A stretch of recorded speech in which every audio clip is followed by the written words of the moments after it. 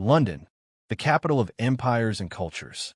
London, the capital city of the United Kingdom, is home to approximately 8.9 million people, nearly 40% of whom were born overseas. This makes it one of the most multicultural cities in the world today. While you might think of this diversity as a recent phenomenon in our globally connected age, London's history tells a different story, one of 2,000 years of diverse cultures and peoples. From the Romans to the Victorians, London's strategic position has shaped it into an epicenter of empires, political movements, conflicts, and cultural exchanges. But how did this small provincial town transform into one of the most renowned cities in the world? Here's the story of how London became the capital of the world. The Roman beginnings. London's story begins in 43 AD with the arrival of the Romans. When they invaded Britain, they established a defensive settlement on the northern side of the River Thames, naming it Londinium. Strategically located at the narrowest point of the river, Londinium became a crucial hub connecting the Roman road and sea routes. Though initially small and vulnerable, Londinium flourished over time. After a devastating rebellion in 60 AD led by Queen Boudica, which saw the city destroyed, the Romans rebuilt Londinium, making it a well-planned town. Anglo-Saxon revival. After the fall of the Roman Empire in 410 AD, Londinium was largely abandoned. It wasn't until the Anglo-Saxons arrived in the 5th and 6th centuries that the city began to revive. They established a settlement called Londonwick west of the Roman walls, which became a bustling port city. By the late 7th century, Londonwick had a population of around 10,000, with the first St. Paul's Cathedral founded in 604 AD. The presence of a Christian community helped convert the Anglo-Saxons to Christianity, paving the way for the city's cultural and religious growth. Viking invasions and rebuilding. However, London's prosperity attracted Viking invaders. Starting in the 830s, Viking raids increased, culminating in 871 when the Great Heathen Army occupied the city. Despite these invasions, London remained resilient. In 886, King Alfred the Great managed to retake London, rebuilding its fortifications and re-establishing it as a key political and commercial hub. Under Alfred's leadership, the city regained its importance, with a flourishing economy and strengthened defenses. Medieval power and the Norman conquest. By the 10th and 11th centuries, London had become a powerful center of commerce, but it was still competing with Winchester for political supremacy. The defining moment came in 1066 with the Norman conquest. Duke William of Normandy, angered by the English crown's succession, launched an invasion, culminating in the Battle of Hastings. William's victory led to the establishment of Norman rule and marked a new chapter for London. Westminster Abbey, constructed during this period, became the center of English royalty. It was here that King Harold Godwin's son was crowned and later buried, and where many subsequent monarchs would follow suit. The rise of London, from timber fort to global metropolis. The Tower of London, located at the eastern end of the city, started as a simple timber fort before evolving into England's first stone castle. Over the centuries, it grew into a powerful symbol of royal authority, influencing both the city and the nation. By the late medieval period, London had become the largest and most significant city in England, though it wasn't yet the capital. That honor still belonged to Winchester, where many royal institutions were located.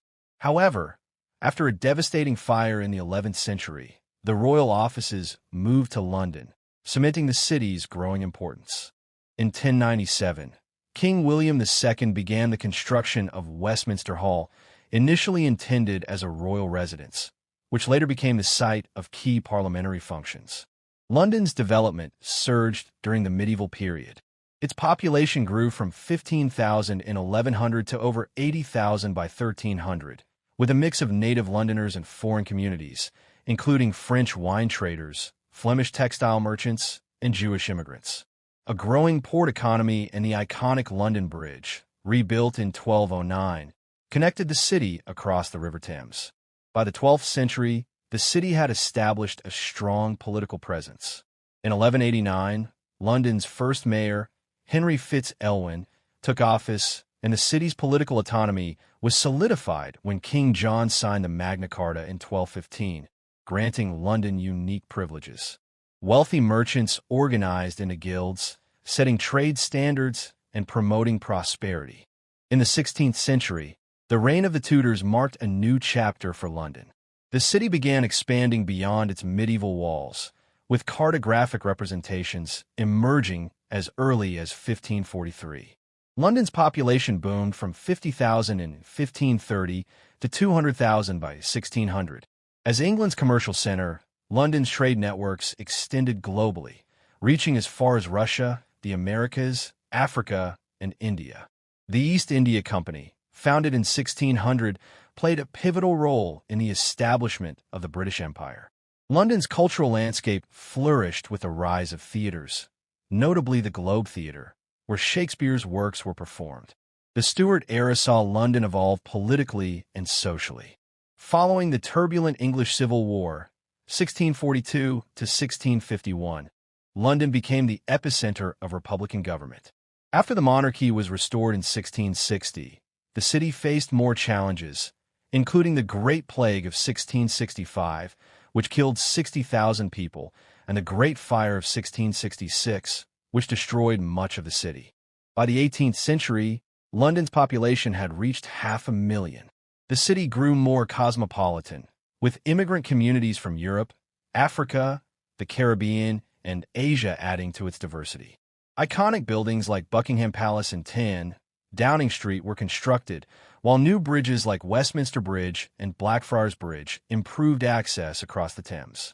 London's political and financial significance continued to rise with the establishment of institutions like the Bank of England and Lloyd's of London.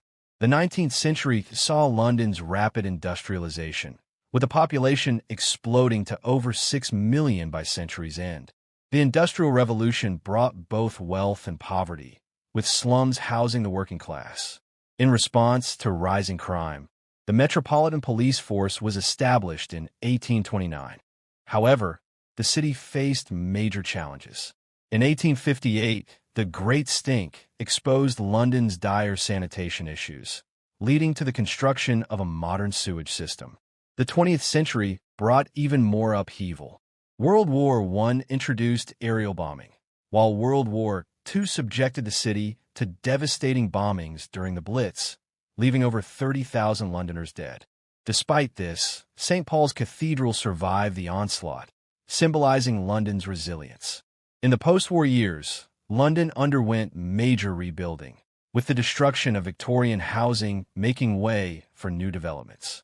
The city also welcomed new immigrants, especially from former British colonies, adding to its multicultural fabric. The 1960s saw London become the cultural heart of the swinging 60s, attracting global attention with figures like the Beatles and the Rolling Stones. By the dawn of the 21st century, London had solidified its status as one of the world's greatest cities.